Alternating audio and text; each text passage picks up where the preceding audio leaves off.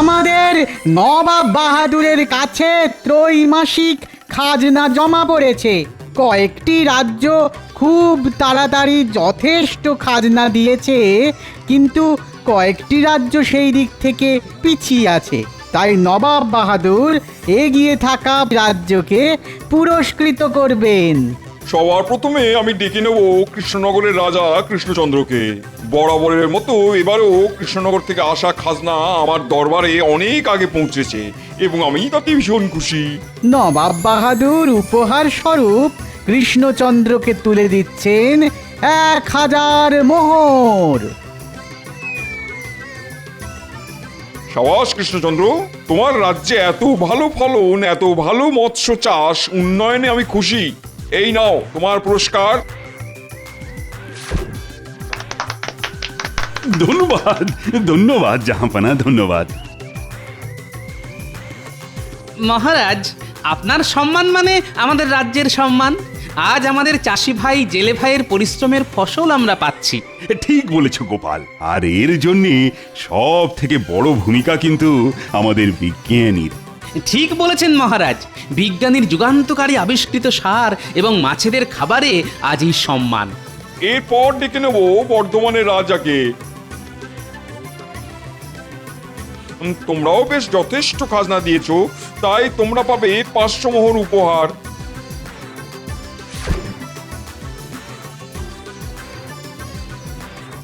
এরপর ডেকে নেব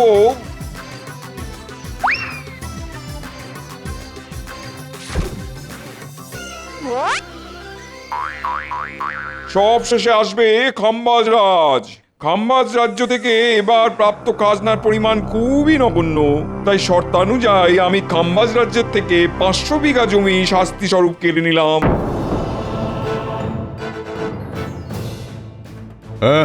এ কি করছেন জাহাপানা? এরকম ভাবে আমার রাজ্যকে সকলের সামনে অপমানিত করবেন না। চুপ করো, শর্ত যা ছিল তাই করেছি। সারা বছরে তোমার রাজ্যে মাত্র 5 মণ ধান হয়েছে। চি চি চি চি চি চি চি চি চি। এই তুমি খাম্বাজ রাজ্যের রাজা, ফের যদি তোমার রাজ্যে এত কম উৎপাদন দেখি তো পুরো রাজ্যটাই কেড়ে নেবো। ঠিক আছে, আজকের মতো এখানেই পুরস্কার বিতরণের পালা শেষ হলো। আপনারা সবাই আসুন।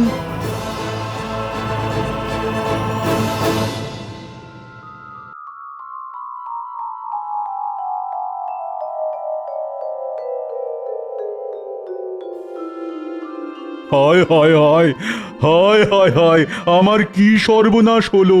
মহারাজ, এত সহজে ভেঙে পড়বেন না, আমাদেরকে ঘুরে দাঁড়াতেই হবে। কিন্তু ঘুরে দাঁড়াবো যে, তার জন্যে আমাদের তো সেরকম আবহাওয়া নয় যে যে আগামী 3 মাসের মধ্যেই মাঠে একেবারে সোনার ফসল ফলিয়ে দেব।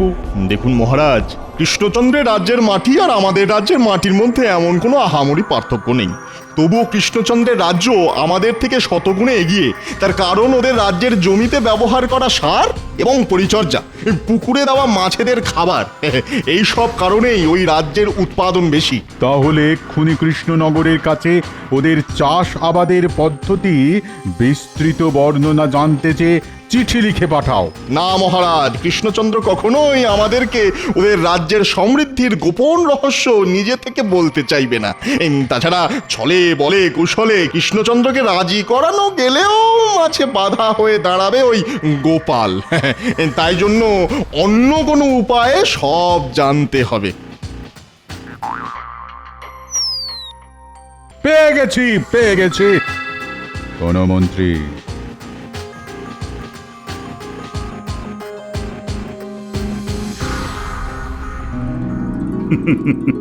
আমাদের রাজ্যে এখন বেশ খুশির সময়। যেদিকেই তাকাচ্ছি সেদিকেই সবুজ, ক্ষেত ভরা ধান, পুকুরে কিচকিচ করছে মাছ। তারপর গতকাল বাংলার নবাবের কাছ থেকে সব থেকে বেশি খাজনা দেওয়ার জন্য পুরস্কারও পেয়েছি। সবই মহারাজ আপনার আশীর্বাদে। আপনার মতন প্রজাবৎসল রাজা না থাকলে আমাদের রাজ্যে এরকম উন্নতিই হতো না। গোপাল, তুমি তোমার তেল দেওয়াটা বন্ধ করো। হাটে তেলের দাম কিন্তু এখনো কমেনি। এই তোমরা একে অপরের পেছনে লাগাটা বন্ধ করো তো। আমি তোমাদেরকে একটা সুখবর শোনাতে চলেছি। তোমরা প্রত্যেকে নিজেদের কাজ সুষ্ঠুভাবে করো, তাহলে এর পরের বছরেও আমরা যথেষ্ট খাজনা জমা করতে পারবো। সবই তো হলো মহারাজ, এই আনন্দে যদি একটু পেট পুজোর ব্যবস্থা হতো তাহলে মন্দ হতো না। জানি জানি তুমি এরকমই একটা বায়না করবে, আর সেটা আমি আগে থেকেই বুঝতে পেরেছি, আর তাই আগে থেকেই পেট পুজোরও বন্দোবস্ত করে রেখেছি। উমা, খাবার কি শুধু গোপালের জন্যই? আমরা সবাই ব্রাত্য। আরে না না না, সকলের জন্যই আছে, এই সে এলো বলে।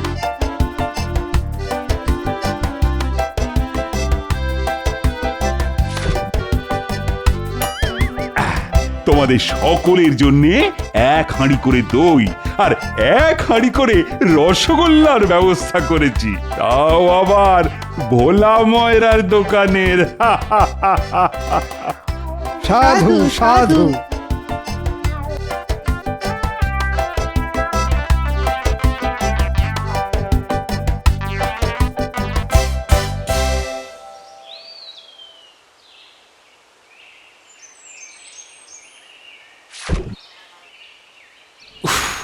বাবা কি গরম! রসগোল্লা খাওয়ার জন্য মনটা কেমন আনচান আনচান করছে। এখনই কটা রসগোল্লা পেটে পুরে দিই।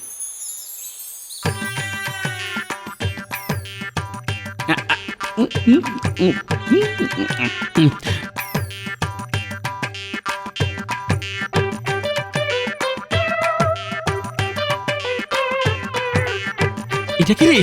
এর আগে তো আমাদের রাজ্যে কোনোদিন দেখিনি। কি জানি বাবা, কারো আত্মীয় হবে হয়তো। না, অনেক বেলা হলো, এবার বাড়ি ফিরি, নইলে আবার গিন্নি রাগারাগি শুরু করে দেবে।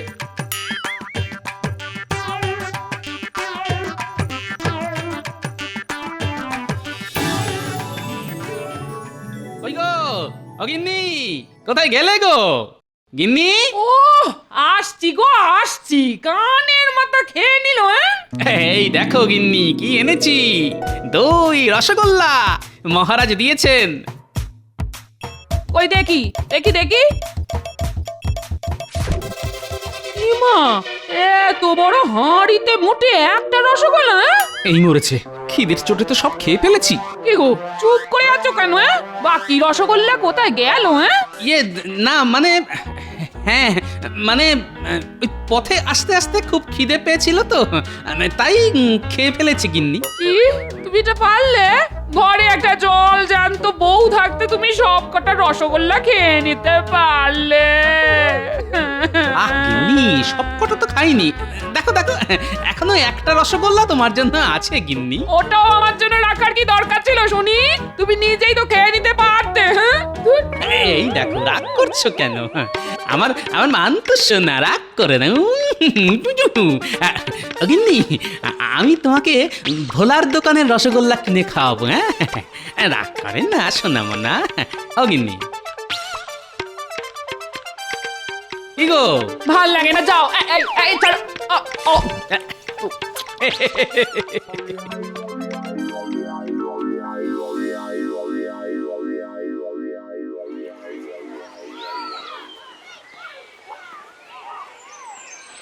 ওরে বাপরে, হ্যাঁ এত বড় হাট!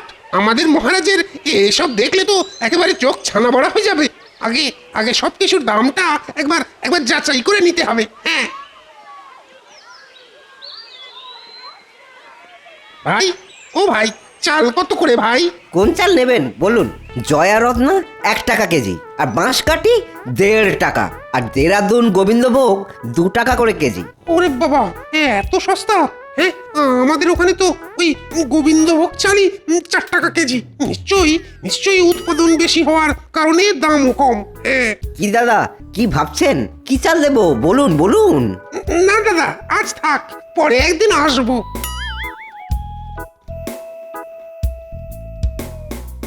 রুই কাতলা শিঙ্গি সব কম দামে 1 টাকা কেজি মাত্র। নিয়ে যান নিয়ে যান নিয়ে যান। ওরে বাবা, মাছও দেখছি জলের দরে বিক্রি হচ্ছে।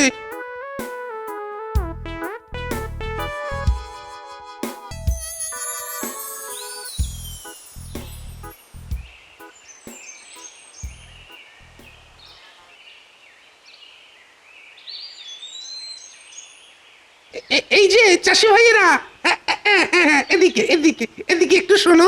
কি আমাদের ডাকছেন? হ্যাঁ, তোমাদেরই। এদিকে একটু শোনো না, একটু। আমাকে চাষ করার পদ্ধতি, ব্যবহার করার সার সব জেনে নিতে হবে। বলুন বলুন কি বলবেন? বলছি, শোনো না, ওই আমারও না চাষ করার অনেক দিনের ইচ্ছে, ওই কিন্তু করতে পারছি না। কেন দাদা, জমির অভাব নাকি? না না, জমি আমার অনেক আছে, অনেক জমি। আমার শ্বশুর তো জমিদার, আর শ্বশুরের একমাত্র মেয়েকে আমি বিয়ে করেছি। তাহলে চাষ করুন, কে বারণ করেছে? ওখানেই তো মুশকিল ভাই, কি চাষ করব, কখন চাষ করব, সেটাই ঠিক মতো বুঝি না। তোমরা যদি একটু আমাকে বুঝিয়ে বলতে তাহলে খুব ভালো হতো। হা হা হা হা হা। এই ব্যাপার, চাষ খুব একটা কঠিন ব্যাপার না, তবে পরিচর্যাটাই আসল ব্যাপার। আমরা তো মোটামুটি 3 রকম ধান ফলাই, আউশ, আমন আর বোরো। আর শীতকালে রবি শস্য, গাজর, ফুলকপি, শাকসবজিও চাষ করি। বাহ বাহ, তোমরা কত কিছু জানো। এটাই তো আমাদের পেশা, আর আমরা জানবো না? আচ্ছা আচ্ছা, কিভাবে চাষ করো আর কি সার দাও? ধান চাষের ক্ষেত্রে প্রথমে তো বীজ ধান বুনতে হয়, তারপর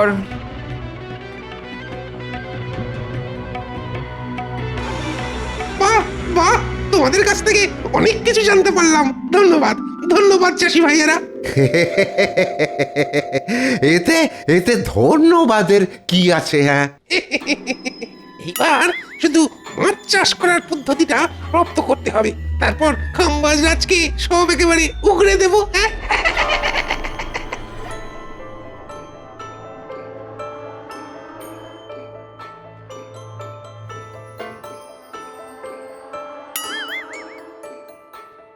এই টেকো ব্যাটা কি রে, মাঝে মাঝে রাস্তায় দেখি। যে হোক বাবা, আমায় এখন বাজার নিয়ে বাড়ি ফিরতে হবে, নইলে আবার গিন্নি অশান্তি শুরু করে দেবে।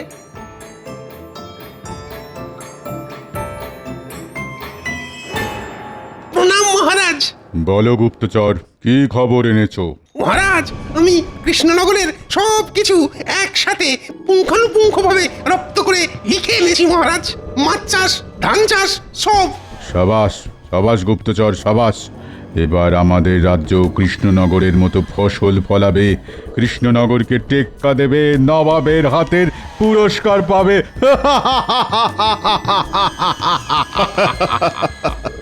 মহারাজ, চাষি ভাইদের সাথে আমি বেশ ভালো মতন বন্ধুত্ব করেছি। এরপর ওদের কাছ থেকে শীতকালের রবি শস্য চাষের পদ্ধতিও জেনে ফেলবো মহারাজ। সাবাস গুপ্তচর, তুমি এই টুলির মতো একেবারে কৃষ্ণনগরে সেঁটে যাও। যখন যা তথ্য পাবে তৎক্ষণাৎ আমাকে জানাবে। অবশ্যই মহারাজ, অবশ্যই, নিশ্চয়ই জানাবো। আচ্ছা ঠিক আছে, এখন এসো। আমার বকশিসটা মহারাজ। মন্ত্রী, গুপ্তচরকে 100 মোহর বকশিস দিয়ে দাও। যথাজ্ঞা মহারাজ।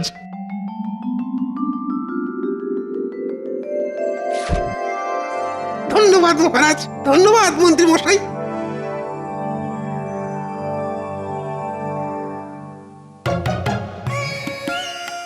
আমাদের নবাব বাহাদুরের কাছে ত্রৈমাসিক খাজনা জমা পড়েছে। প্রতিবারের মতো এবারেও কয়েকটি রাজ্য খুব তাড়াতাড়ি যথেষ্ট খাজনা দিয়েছে, কিন্তু কয়েকটি রাজ্য সেই দিক থেকে পিছিয়ে আছে। তাই নবাব বাহাদুর এগিয়ে থাকা প্রথম রাজ্য দুটিকে পুরস্কৃত করবেন। এবার সব থেকে বেশি খাজনা জমা করেছে এ কি, খাম্বাজ রাজ্য? হ্যাঁ জাহাপানা, খাম্বাজ রাজ্য এবার সব থেকে বেশি খাজনা জমা দিয়েছে। সাবাস খাম্বাজ রাজ, আমি তোমার উপরে বেশ খুশি। প্রথম পুরস্কার হিসেবে 1000 মোহর তুলে দিচ্ছি খাম্বাজ রাজের হাতে।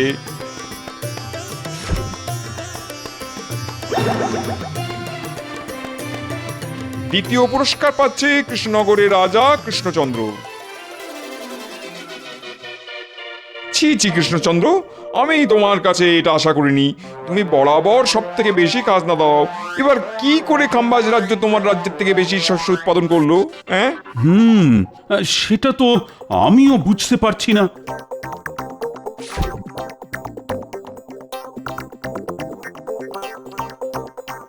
আমাদের রাজ্যে বিজ্ঞানীর বানানো বিশেষ সার দিয়ে চাষিরা চাষ করে, সেই জন্যে চাষও হয় প্রচুর, আর এবারেও যথেষ্ট ধান হয়েছে। তোমার দিন শেষ কৃষ্ণচন্দ্র।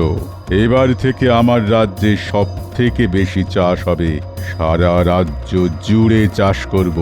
তোমারই বিজ্ঞানীর বানানো পদ্ধতিতে সার ব্যবহার করব, তুমি টেরও পাবে না।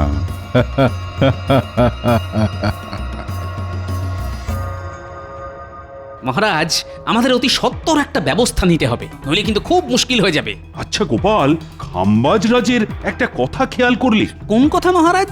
ওই যে আমাদেরই বিজ্ঞানীর বানানো পদ্ধতিতে সার বানাবে আর আমাদের থেকেও বেশি চাষ করবে, কিন্তু খাম্বাজ রাজ সেটা জানবে কি করে? গুপ্তচর মারফতও জানতে পারে। হ্যাঁ, ঠিক ঠিক বলেছ গোপাল। বিজ্ঞানী কখনো সার প্রস্তুতির কথা কাউকে বলে দেবে না, ওরা নিশ্চয়ই কোনো চাষির কাছ থেকে জেনেছে। এবার কোন চাষি কাকে কি বলেছে এত বড় রাজ্যে সেটা বোঝাও মুশকিল। গোপাল, তুমি এক কাজ করো, কোনো সন্দেহভাজন কাউকে দেখলেই তাকে যাচাই করো। যথা আজ্ঞা মহারাজ।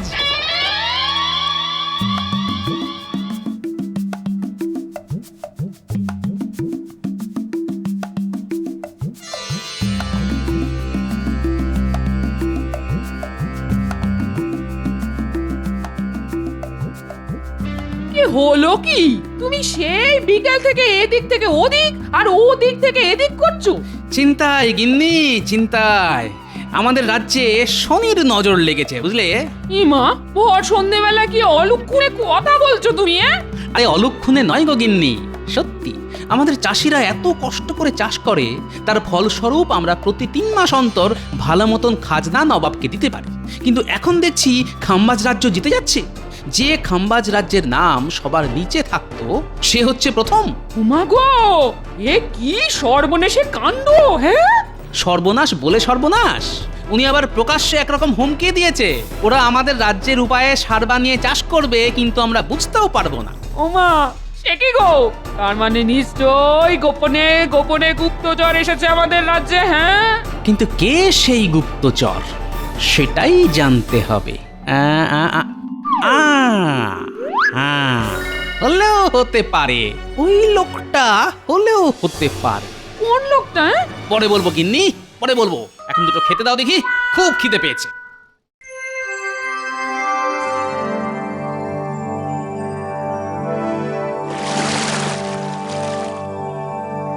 বাহ, এই পুকুরটাতে তো অনেক মাছ। দাদা, কিসের চার দিয়েছেন মাছ ধরার জন্যে? এই তো ওই শুধু কেঁচো দিয়েই দাদা।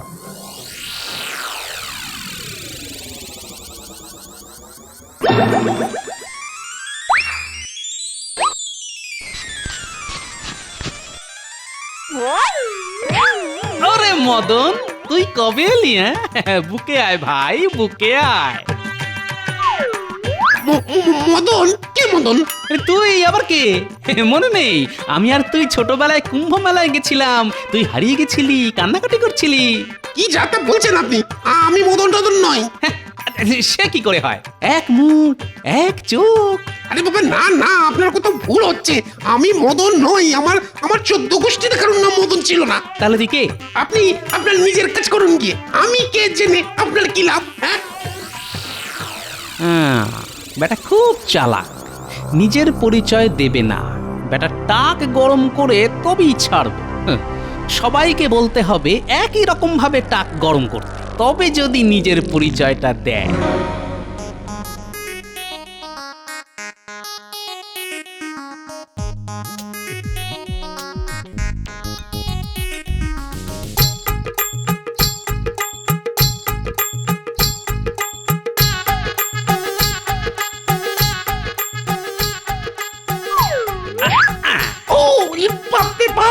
আরে মদনা, জানিস আজকে তোর মতন আরেকটা লোককে দেখলাম। টাক একবারে গরম হয়ে গেল যে। বাবা, কি দাদা, তখন থেকে মারছেন কেন বলেন তো? আমি মদন নই। আরে দূর দূর, কিছু মনে করো না ভাই, আমি ভাবলাম মদন।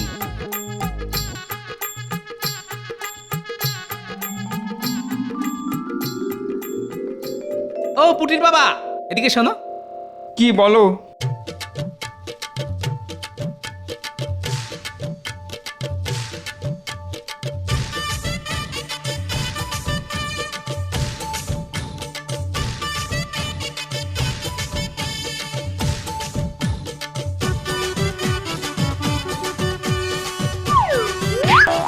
ওরে মদন রে, কতদিন পরে তোকে দেখলাম রে। ভাই কবে এলি ভাই? আমাদের বাড়ি চল। কোথায় আছিস ভাই? দূর বাবা, কে মদন? কোথাকার মদন? হ্যাঁ, কি যাতা বলছিস তুই? তুই তো আমাদের হারিয়ে যাওয়া বন্ধু মদন। তোকে এরকম টাকে মারলে রেগে যেতিস। উফ, ওরে বাবা, মারছিলি কেন? এই মদন, বল না ভাই, তুই কবে এলি? তুই না বললে আবার টাক গরম করবো। উফ, এই তো আচ্ছা মুশকিল। হ্যাঁ, তুই বলবি নাকি? বলছি বলছি বলছি আমাকে আমাকে খাম্বাজ রাজা পাঠিয়েছে কৃষ্ণনগরের ওই চাষাবাদ সবকিছু পুঙ্খানুপুঙ্খ জেনে ওনাকে বলতে। তাহলে আমাদের রাজ্যেও ভালো ফলন হবে আর কি। ও, এই ব্যাপার। তুই এই সব কিছু লিখে দিবি আর নবাবের সামনে গিয়েও বলবি, নইলে মেরে তোর টাক একেবারে গরম করে দেবো। আচ্ছা, ঠিক আছে ঠিক আছে। কি কাম্বাজরাজ, তুমি তার মানে এই উপায়ে কৃষ্ণনগরকে হারিয়েছো? ছি ছি ছি ছি ছি ছি ছি। না ইয়ে মানে ওসব মানে শুনবো না। আজ থেকে তোমার রাজ্যের 1000 বিঘা জমি আমি কৃষ্ণনগরের নামে করে দিলাম। ফের যদি এরকম নকল করতে দেখি, তোমার পুরো রাজ্যটাই ওদের দিয়ে দেবো। ক্ষমা করুন জাহাপানা, জাহাপানা ক্ষমা করুন, ভুল হয়ে গেছে। আমরা তাহলে এখন আসি। হ্যাঁ এসো। চলি হে টেকো মদন। ওরে ওরে, আমি মদন নই। সাবাস গোপাল, সাবাস। ওহ, তোমার বিচক্ষণতার জন্যে আবার আমাদের রাজ্য বেঁচে গেল। তোমায় যে কি বলে ধন্যবাদ জানাবো জানি না গোপাল। ধন্যবাদ জানাতে হবে না মহারাজ, শুধু 2 হাঁড়ি রসগোল্লা পেলেই হবে। 1 হাঁড়ি আমি খাবো আর 1 হাঁড়ি আমার গিন্নি।